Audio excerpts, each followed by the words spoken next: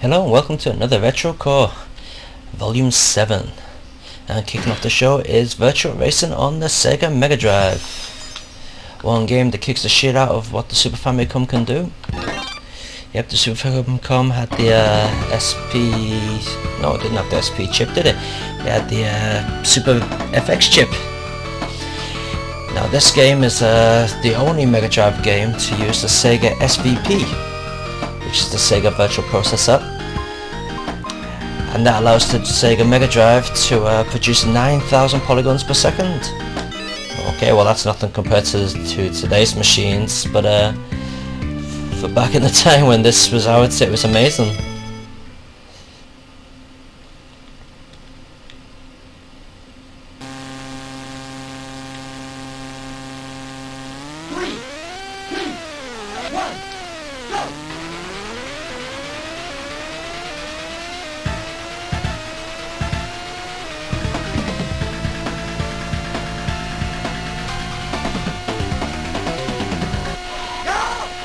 So the game's got all the courses like the arcade, and it's even got all the views as well. Here we go, cockpit view.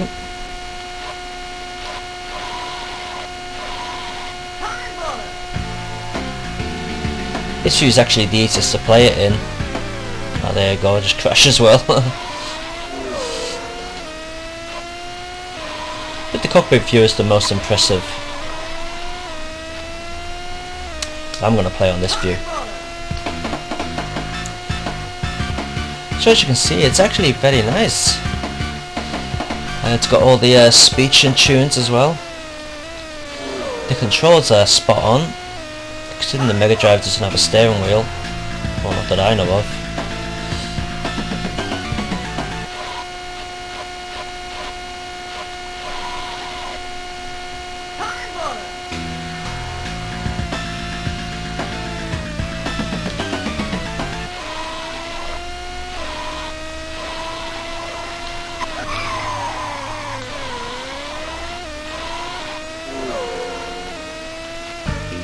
If you go into the pitch, you can get your pit work as well.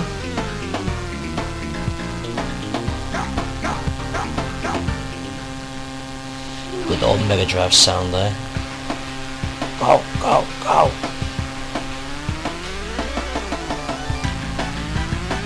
I know what you're all waiting to hear. The good old game over sound. So tell you what, we just park the car here and wait for it to come on.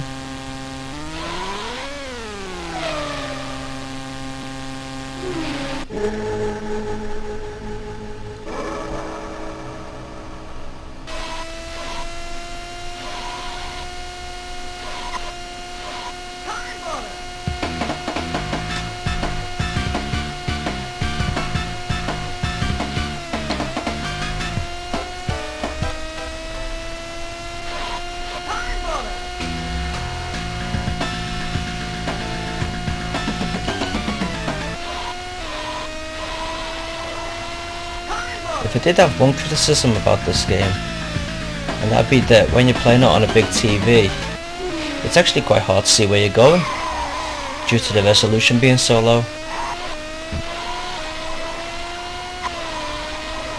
Especially in the cockpit view. So you end up playing the game like this mostly, so you can see where you're going. As you can see, I'm not doing too bad at the moment. Just takes a bit of practice and learn the layout of the course.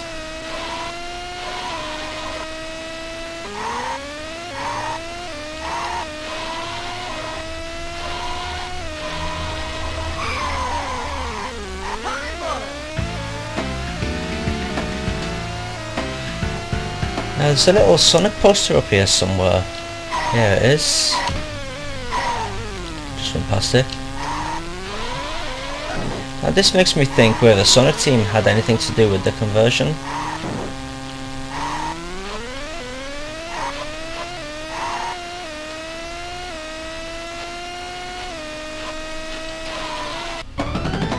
Virtua Racing has quite a few options as well.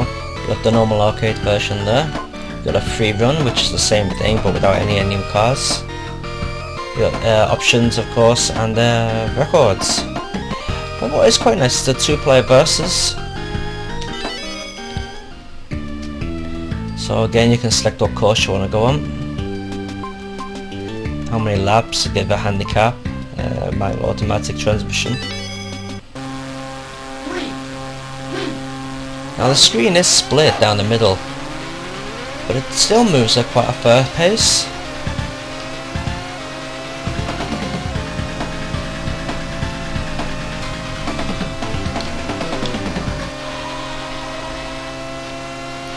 In fact, it seems to be moving faster.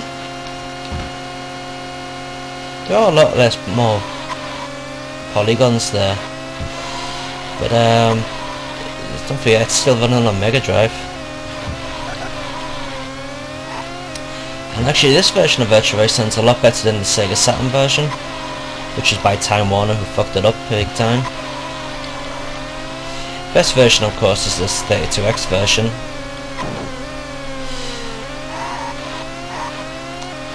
So Virtua Racing for the Mega Drive gets a very nice score of 9 out of 10.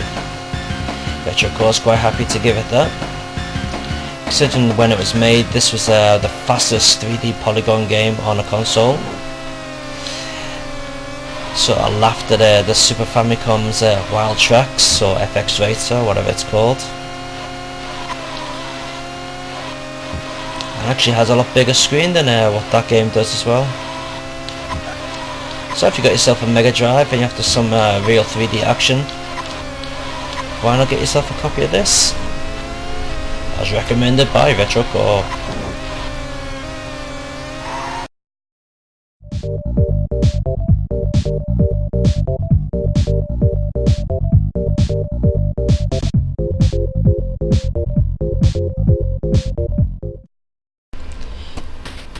There's the kernel. So here we go with Dynamite Ducks for the Sega Master System. One of my favourites from when I was a little kid.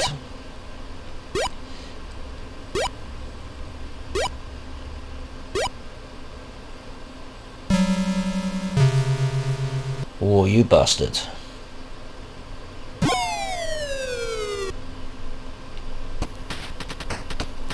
Okay, so what's the aim of the game?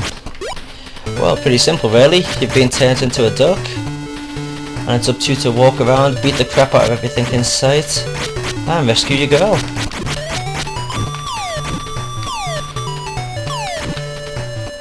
Don't make games this simple anymore. No idea what they are, look like mooses on bits of turd.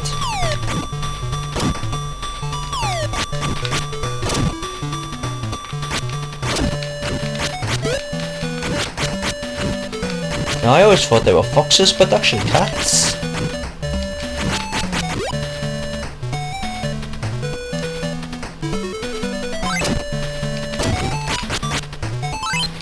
Nice one, got the weapon.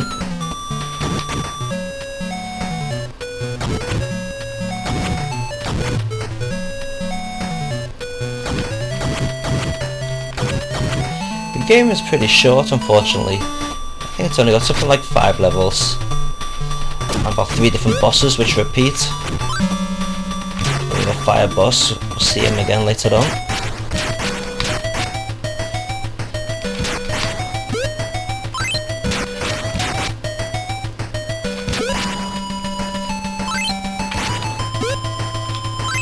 if there's any complaints about Dynamite Ducks, it'd have to be that the collision detection's a bit dodgy at times. Sometimes you can be nowhere near an enemy and it registers as being hit. But you could blame that on the actual way the game's designed.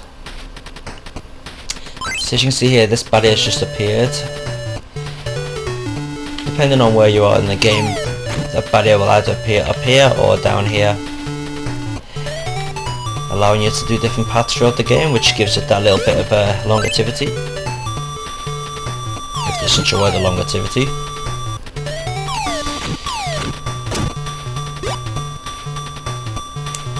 So as well as picking up weapons and punching things, you can actually charge up your punch like this and let it rip with a big whopper. And there you go, just give the moose a big smack on the gob.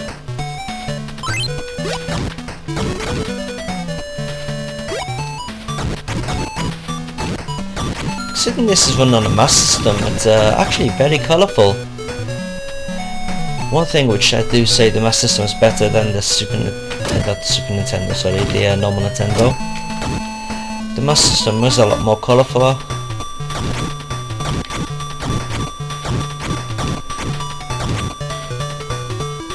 Unfortunately, the sound in the Master System is a bit dodgy.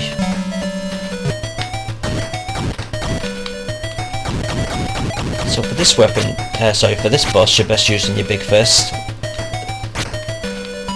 Give him a bit of a fisting. Yeah! Oh, you get.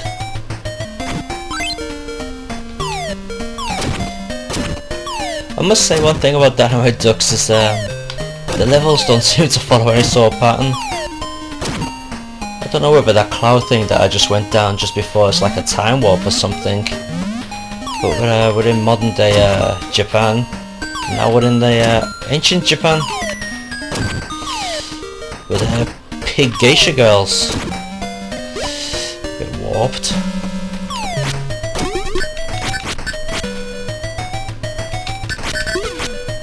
So the idea here is to break all the little balls. Break all these and the main guy will die.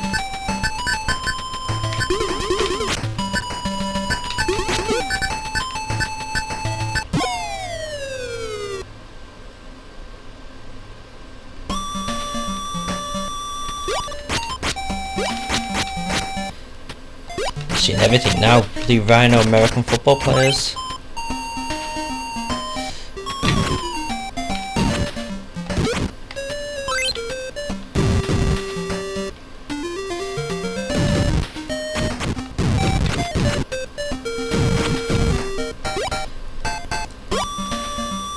So Dynamite Ducks for the Sega Master System gets a very nice Retro Core score of 7 out of 10. Would have got more, but unfortunately it's a bit on the small side, or a bit on the short side I should say, as well as the collision detection being a bit dodgy sometimes. But overall it's a nice game, and if you've got a Master System it's definitely worth checking out. Actually looks better than some of the early Mega Drive games.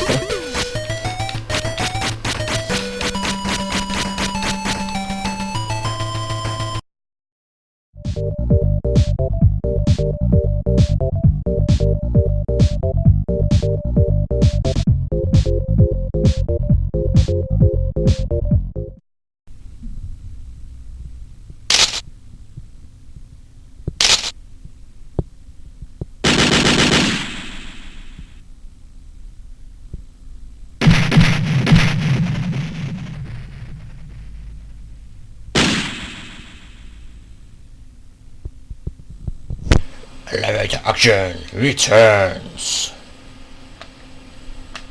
I tried the classic is back on the Sega Saturn.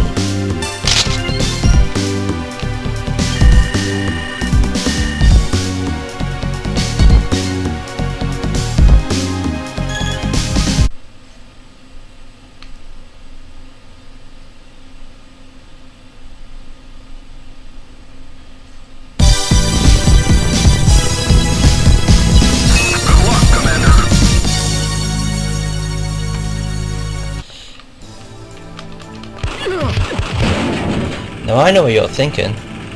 You're thinking, oh my god, look how fucking small those graphics are! Well, if you are thinking that, then that just goes to show that you are actually a bit of a sad bastard. Because a game's not about graphics.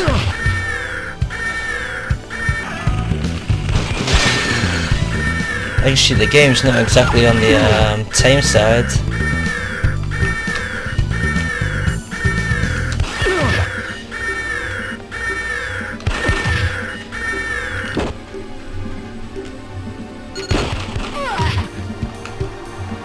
So what exactly is the point of the game? Well, basically you just gotta go in the doors and disarm the bombs. That's it really. Use the elevators to get from one level to the next.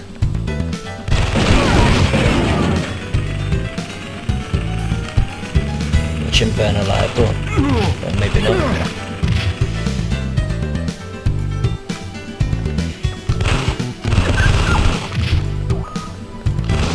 There are all sorts of neat touches such as that where you can shoot off the cameras off the roof.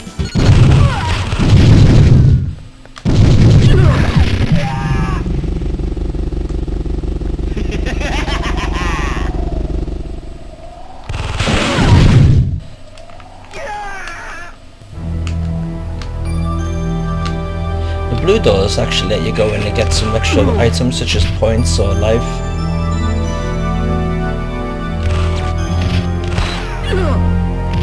The AI in the game is actually quite interesting as well. Sometimes the enemies will actually wait for you to come to them. They're not actually that stupid where they just sort of walk into your bullets like some games.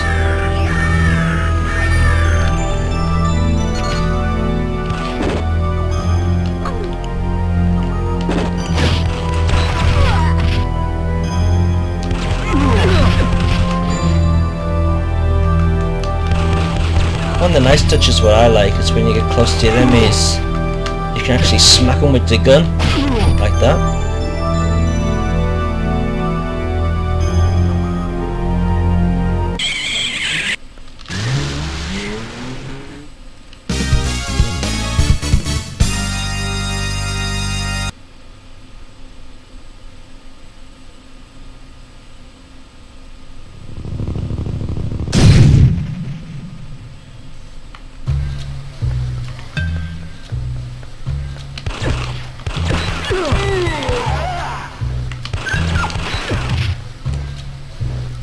One nice feature is the way you can use these barrels here.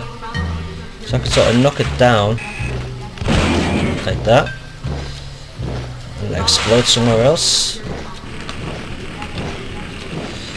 and that way the enemies that walk into that will get caught on fire. I also have my hand grenade here which I can toss down there, just sort of blow those guys up. Very nice indeed. Take that. Now we're talking.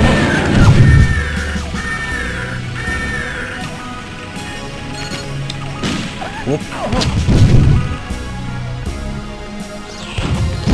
You also have to be careful that you don't get yourself squished by the elevators.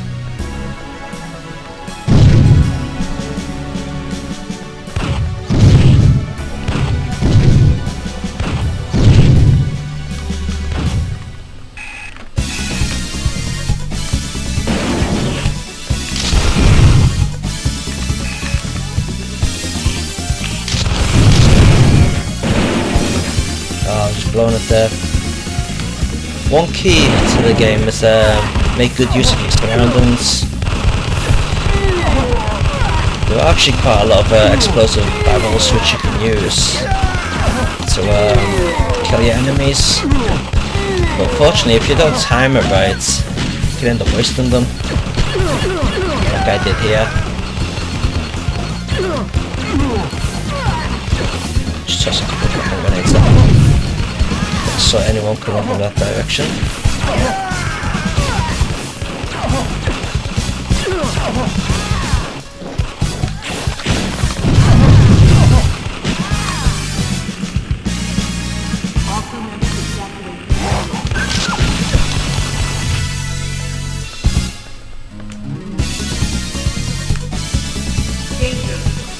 disc, whatever that.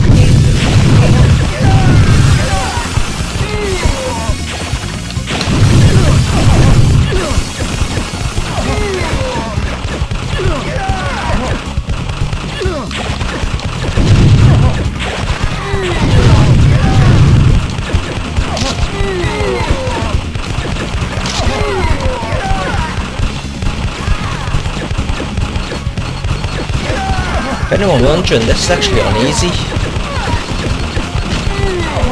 When you put it on the harder level, faster to do.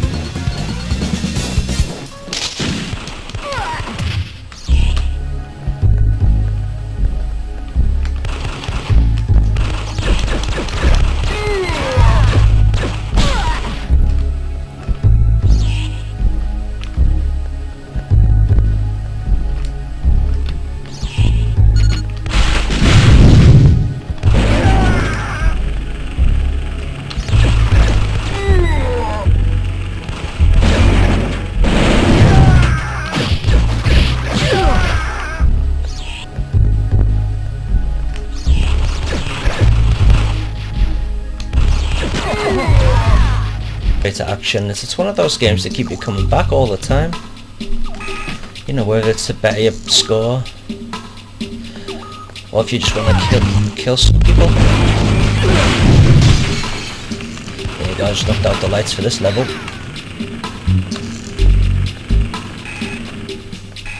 I've got to get down there. Oh, you shit. Missed the elevator. Camera, knock out the lights.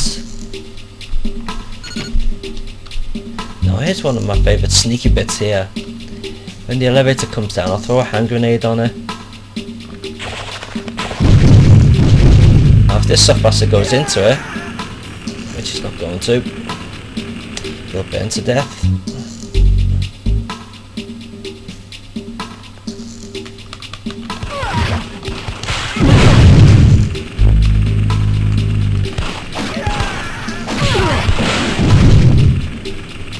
Just a shame that there aren't games like this these days.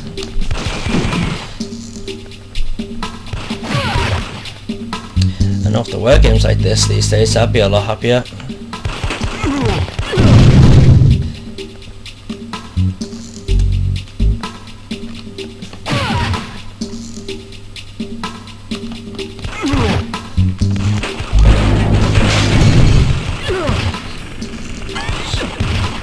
So I'm actually quite happy to give Elevator Action Returns a very high score of 10 out of 10. You know, the game isn't perfect, but it's that much fun that I've just got to give it a 10 out of 10. See, I've just knocked down the barrels there by the door. So anyone coming out of there will burn to death.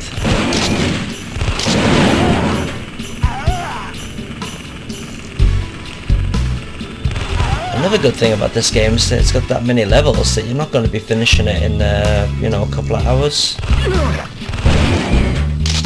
going to take you quite a while to learn how to do all the levels properly and learn all the tricks and all that.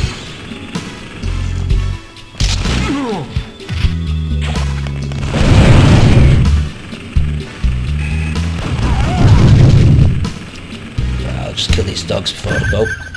There you go.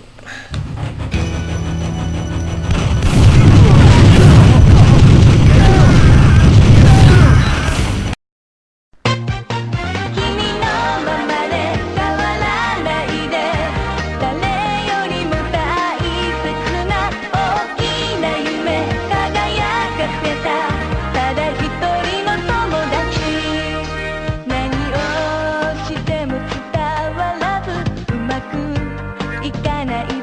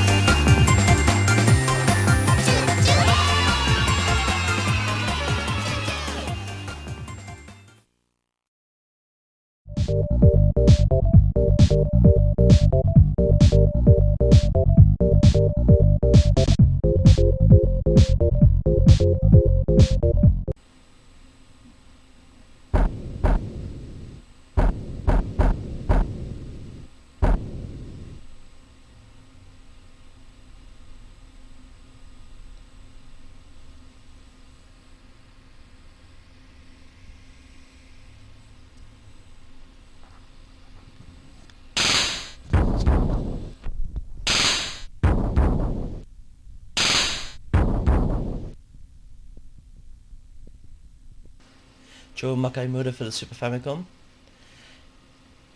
better known as Super Ghouls and Ghosts.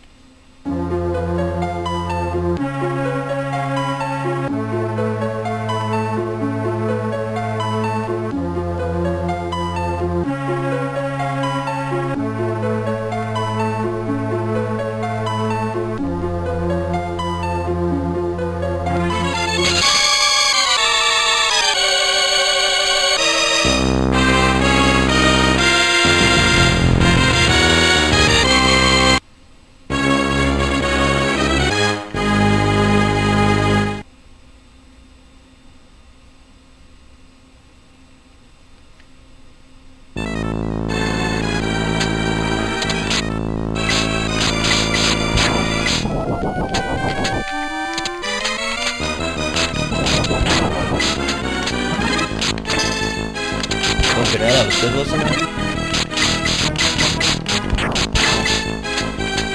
Well, if you're old enough to remember when this first came out, a lot of people were like, oh my fucking god! Shit all over the Mega Drive version. That's a good stupid game. But to be honest, Super Ghouls and Ghosts is the best looking version of the game available on any system. Even better looking than the arcade.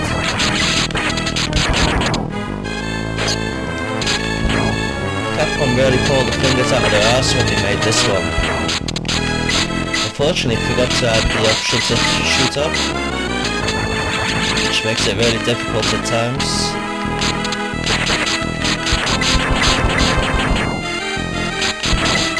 Avoid the fire like the plague. Avoid getting killed as well.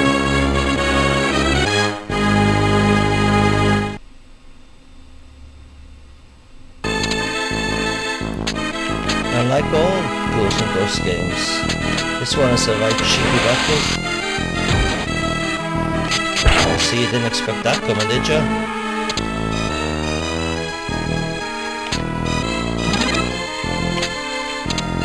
Precision timing on the jumps is essential, otherwise you'll find yourself getting killed very easily.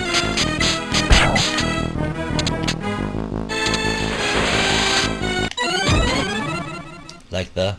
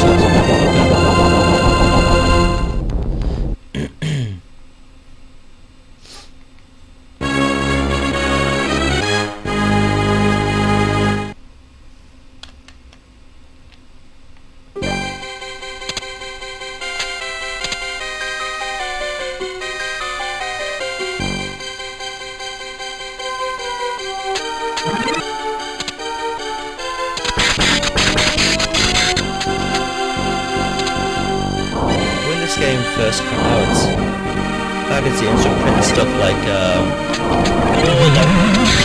Capcom managed to squeeze an entire orchestra into the Super Famicom. I must have to say that Capcom have done a very good job with the audio in this game. Actually, this is a first generation Super Famicom game. The sound is very, very nice. Not only is the sound very nice, but the graphics were amazingly good.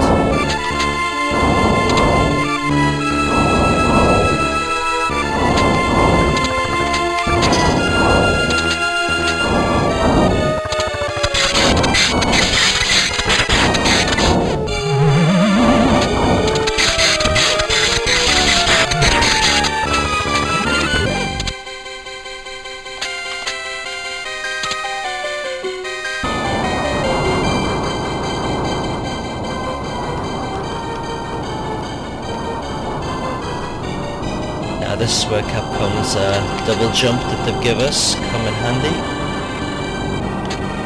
But you gotta time them right, because if you don't, you find yourself drowning.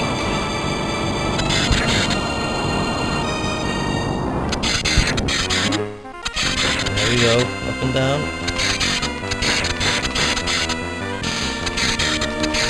You know you ought to give him some armor. I don't want that shit. Shit.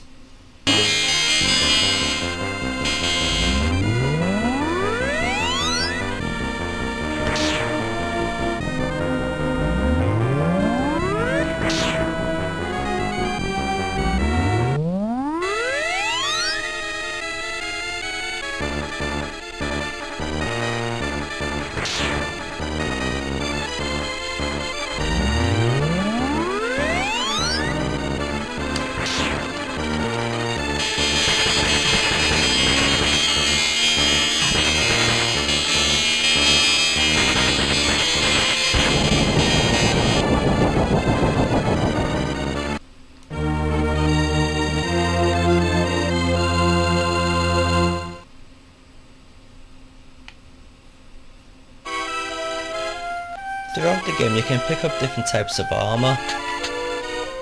You got your original silver armor, then you have a green armor, which turns your weapons into something like this.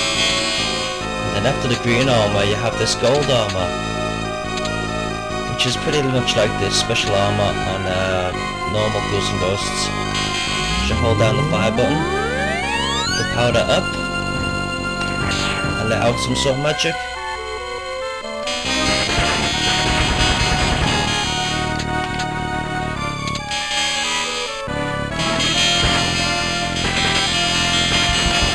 As you can see, sometimes in the treasure boxes there's like this little Joker demon type guy, and if he touches you, he can turn you into like a baby or something, or an old man. Oh, for fuck's sake! What the stupid axe! See, what the fuck? You know, that's useless. That is.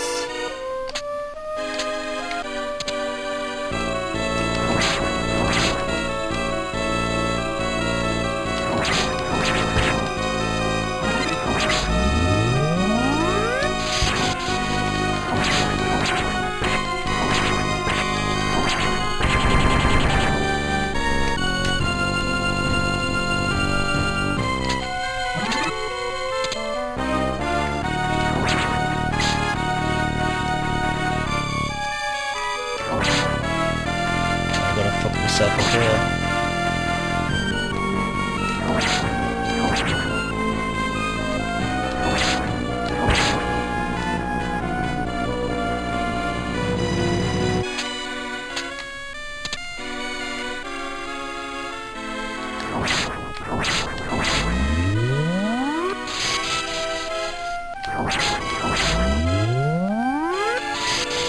But I can't even attack the guy with this crap.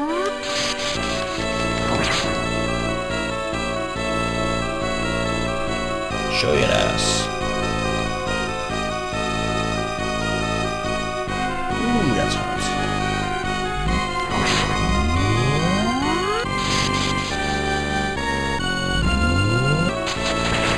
So if Capcom weren't just happy to push it off once, they want to push it off twice by making you complete the game twice, which is incredibly stupid. But still, if you have a really challenging game, a game that'll make you pull your hair out, one that's gonna last you months on end, or even years, then this is the game to get. But just be warned, it's incredibly frustrating.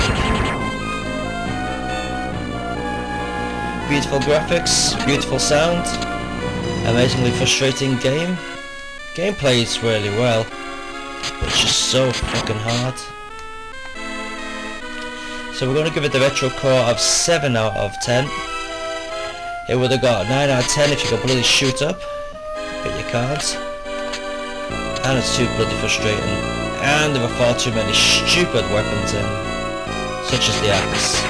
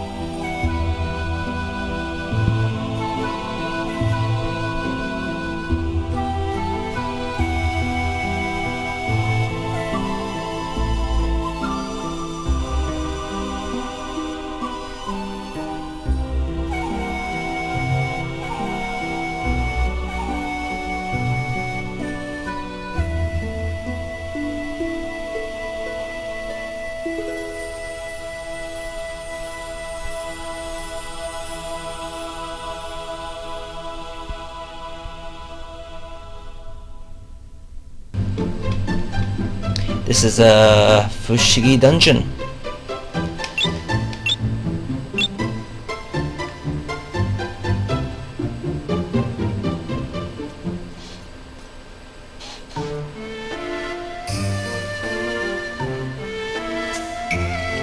Now this isn't your typical type of RPG.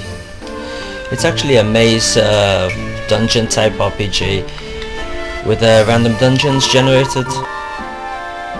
From the back of the box it says something like there's thousands of possibilities of dungeons that can be made. So you're never going to get bored playing this one. It's probably highly unlikely that you'll ever see the same dungeon.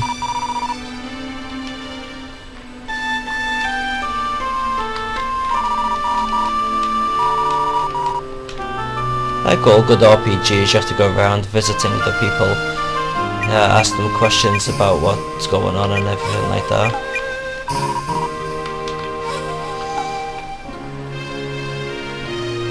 You can even talk to the dog,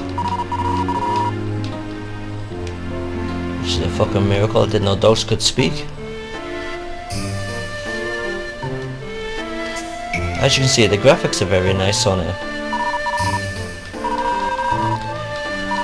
They do have one drawback though, and that's sometimes when you're speaking to people, the screen will zoom in, which makes the characters all look a little bit blocky. It's not that bad, but I wish they didn't do it, to be honest. Also, it's impossible to cheat on this game, because every time you go to a new dungeon, it saves to the memory card. Oh, we're in luck there, it's a bloody weapon.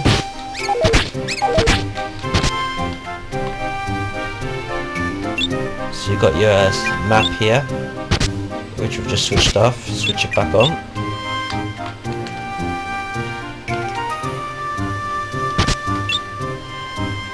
here we can equip our weapons. There we go. So you can see below the energy bar that there's actually a blue bar. Now that blue bar is actually hunger, I should say.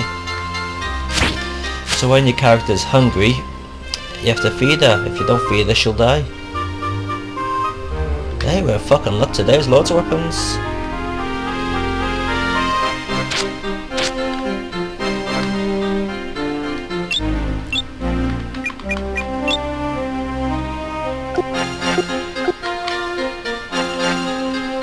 So the idea is to get through the maze to find the next village. And as you can see, I'm going around the bloody circles.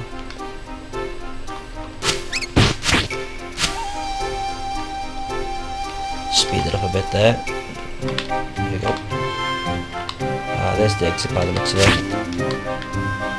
Yep. So on to the next maze we go. I think they have like about 5 mazes before you get to the next village.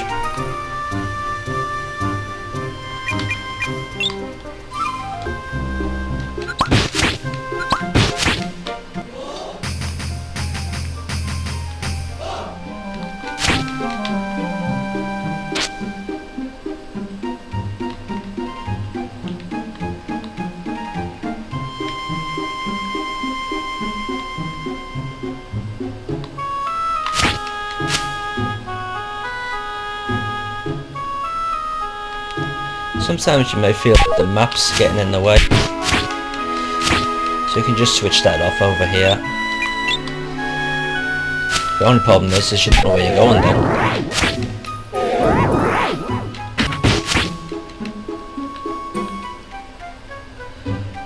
Overall, as Fushigi Dungeon is a very nice game.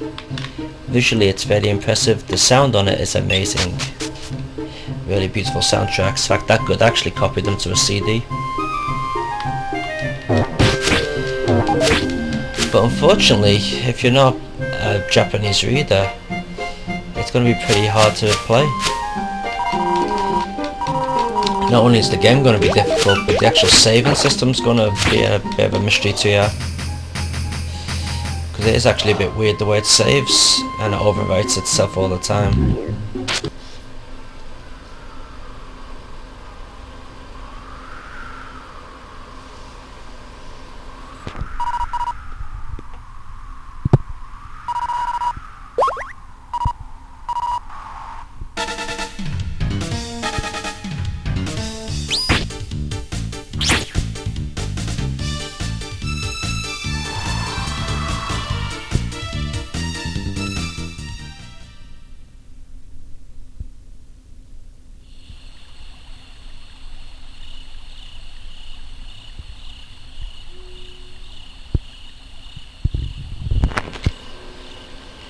So how would you rate this game?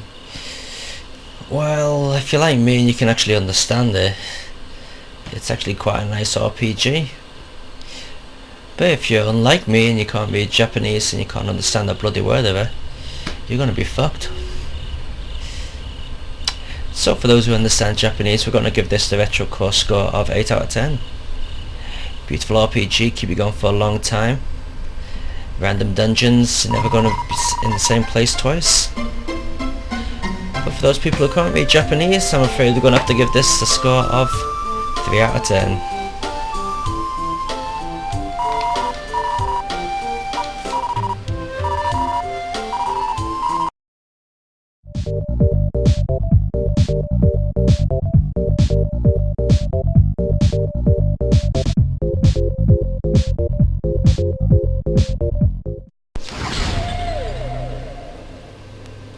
G-Darius, the very first PlayStation game to appear on Retro Core. So what type of game is it? Well, it's a shooter, of course, you soft bastard.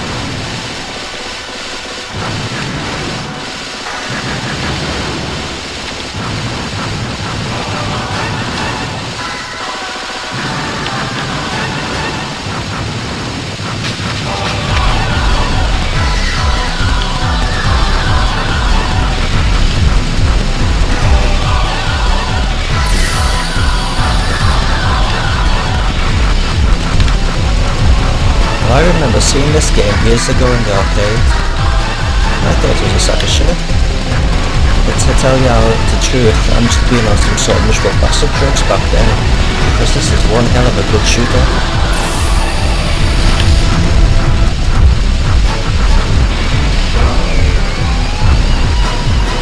It sort of varies a lot from the original Darius games. The same monsters and all that are in there. But the actual pace of the game is a lot faster. The old Darius game seems to be a lot more relaxed, but more laid back. But this one, music's like really high paced. You know, got that good thumping beat in there. And there seems to be a lot of variety in the attack patterns of the enemies, which is a lot better than the original Darius's, because they seem to do the same attack patterns for practically every level.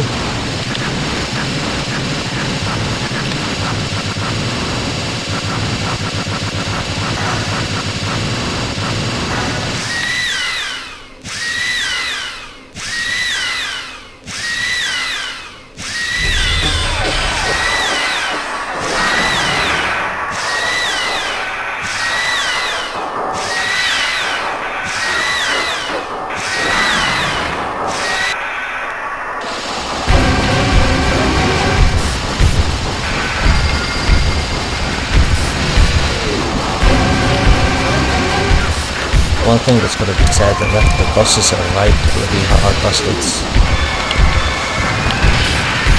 There's no way you can do them all on the harder level settings.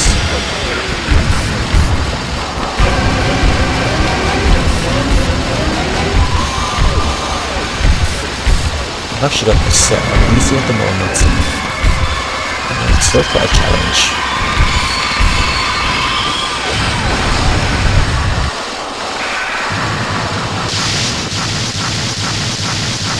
Apparently not quite a challenge because he's dead. Meditation.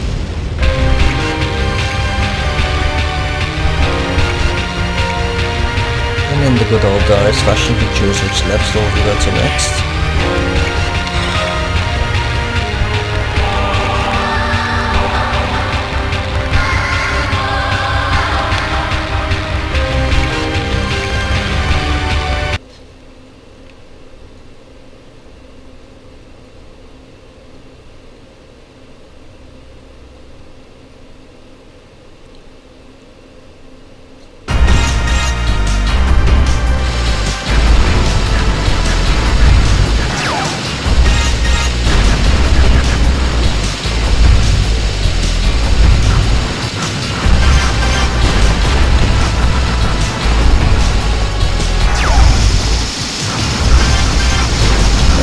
Doesn't actually feature any footage. What it does feature is a nice little ball which you shoot out, and you can actually attack your enemies and bring them back to be on your side. So shoot one out here.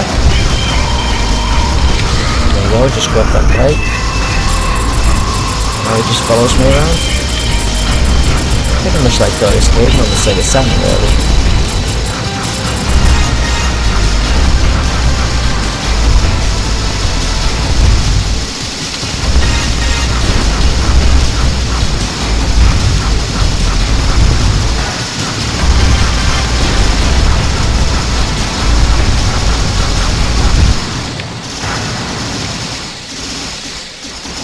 I've got to say, if the game did have one fault, it's got to be the loading in between levels.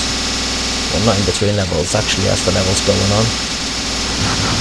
Which is actually a fault of any PlayStation games, really. But I do like the variety in the levels where you can actually go up diagonally like this.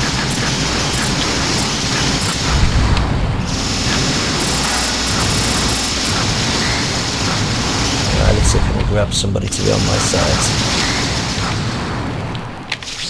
No, nothing stuck there.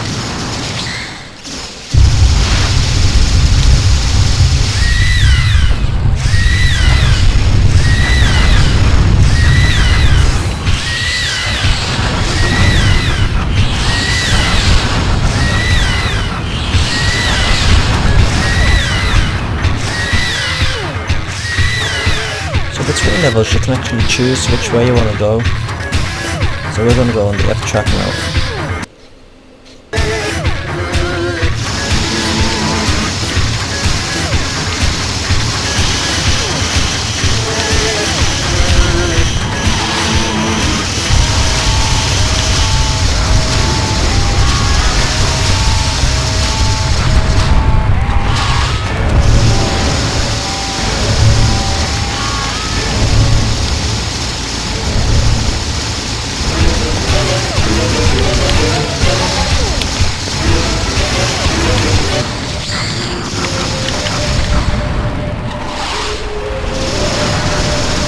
Special mention must go to the soundtrack on G-Darius.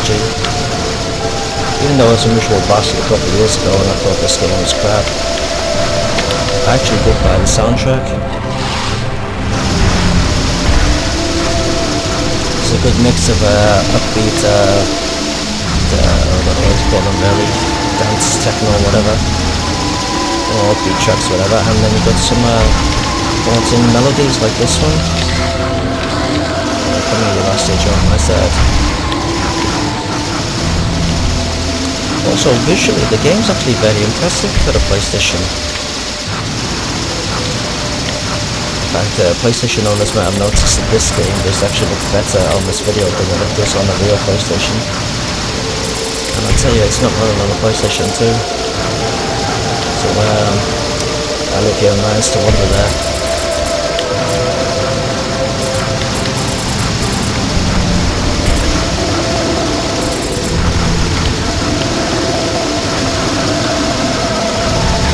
Rate G-Darius. Well, the PlayStation's not exactly the best machine for shooters. It does have a fair amount, but the Sega Saturn's usually the king for shooters. So we're actually going to rate this very highly. Going to give it a good 9 out of 10. But if it was on the Sega Saturn, which probably couldn't be possible, we'd probably only give it around about, I don't know, 7. As far as PlayStation shooters go, this is actually a very good one. A game that every PlayStation owner should have. And one of the weird things is it was actually released in PAL land as well. And I believe in the States. So there's no excuse for not owning it.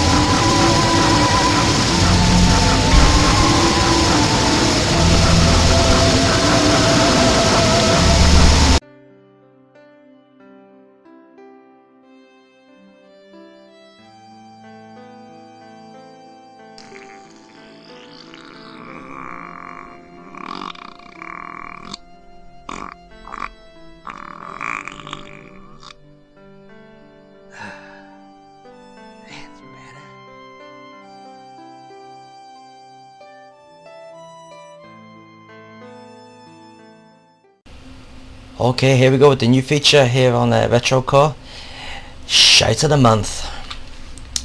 This month we're featuring Wangan Try Love for the Sega Saturn. Now there is actually a Wangan Dead Heat on the Saturn, also made by Victor, same company made this, and though that game isn't the best racing game in the world, it is actually not so bad. Now this game is pure wank. As you see there, pop-up galore. Whoop, camera right through the trees. Distorting polygons.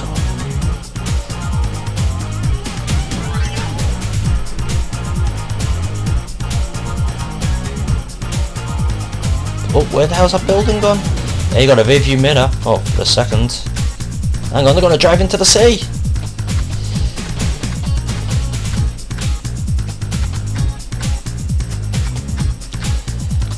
Okay, so let's just take a quick look at the game. Yeah, and we are going to rip the piss out of it because the game is shite. Okay, so starting up we got a scenario or race mode options. We'll just go straight to race mode. Yeah, we'll go for the quicker race. Pick a car. You gotta choose between different levels. They're all pretty wank. So we'll go for Canyon. Okay, it's where you can change different aspects of your car, but we won't bother with that. just start the race. Now is it just me, or is that loading screen ripped off NASCAR? Certainly looks like it.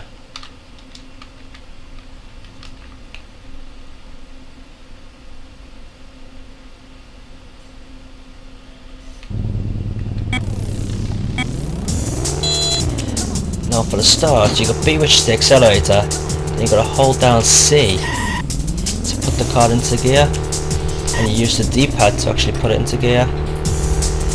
Now to turn, you use the L and R buttons, which is a fucking joke.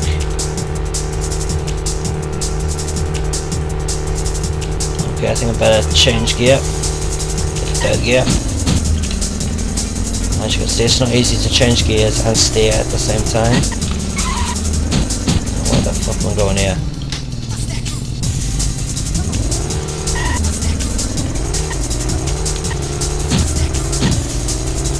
Why the hell they put the steer as L and R?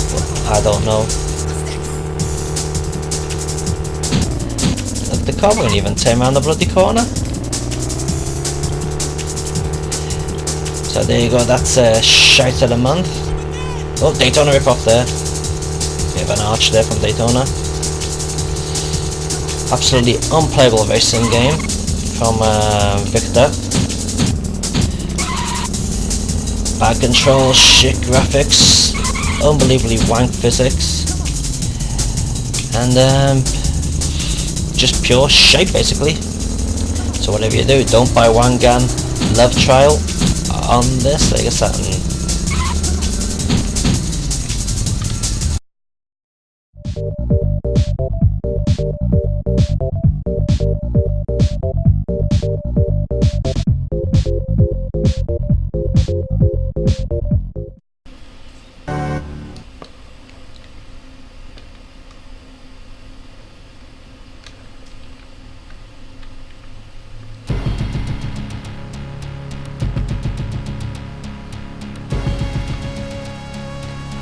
Boys, let's kick some ass. Hey, where the fuck you going? Get back here, you fucks! Oh shit. Yeah, it's Mercs. Otherwise known as Commando 2.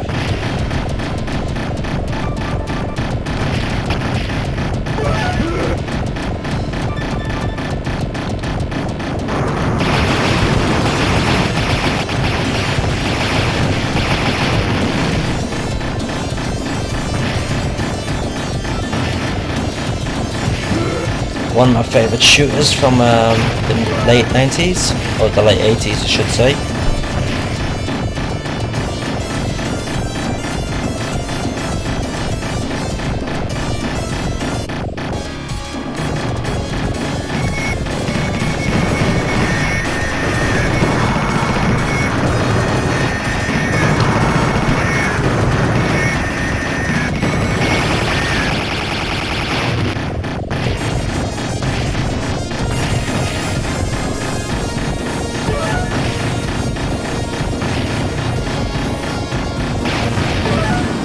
Not much to say about plot for this game. You just sort of wander around and shoot the shit at everyone you see. But the action is non-stop. It's incredibly tough as well.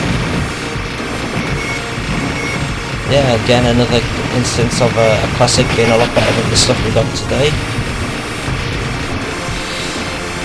One of my favourite bits is where you can jump into the vehicles. There's actually meat there.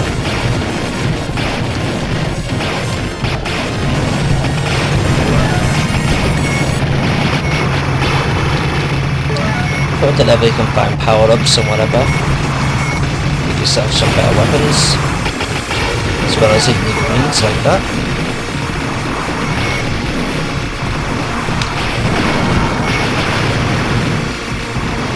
There are a variety of weapons to get, such as the three-way like this. There's a bazooka type weapon which is incredibly slow, but powerful. There's a flamethrower which I like, and there's your standard shot as well.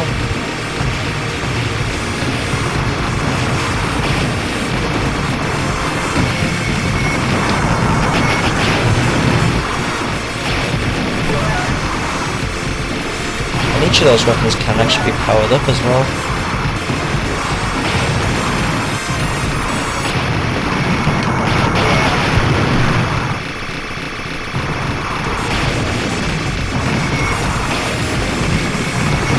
Oops.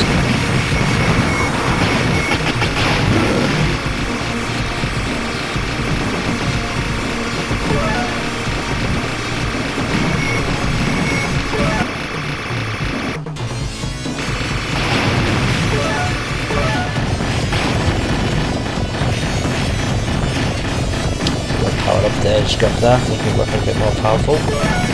Nope.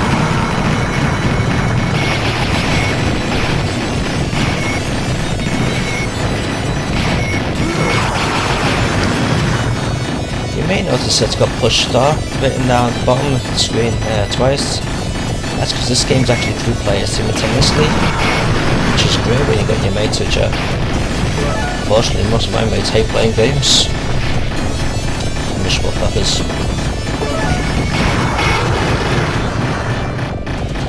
But if they do like playing games, like playing complete shit ones, like horse racing simulations and whatever. There's the fun in that. Anyway.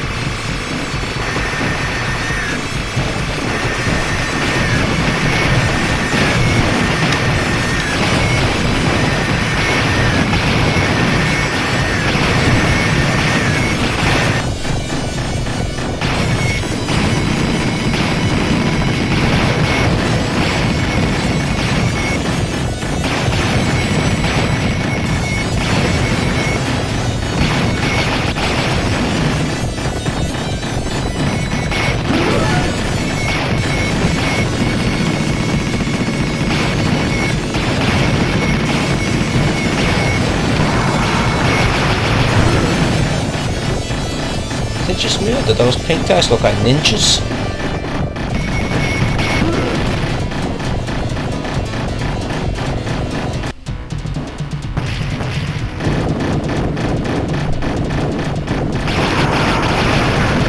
There we go, my favourite.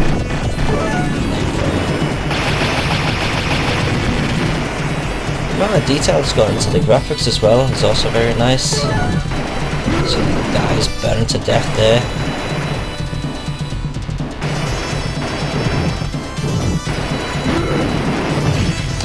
The little splashes as well when they go into the water.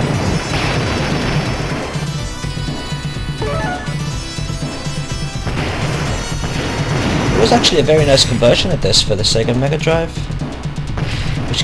which included the arcade version plus a special RPG element just for the Mega Drive.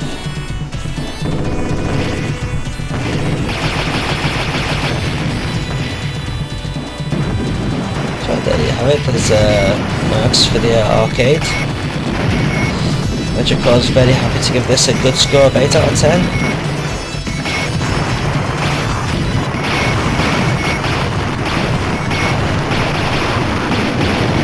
Completely non-stop action-packed game that'll keep you entertained for a very long time.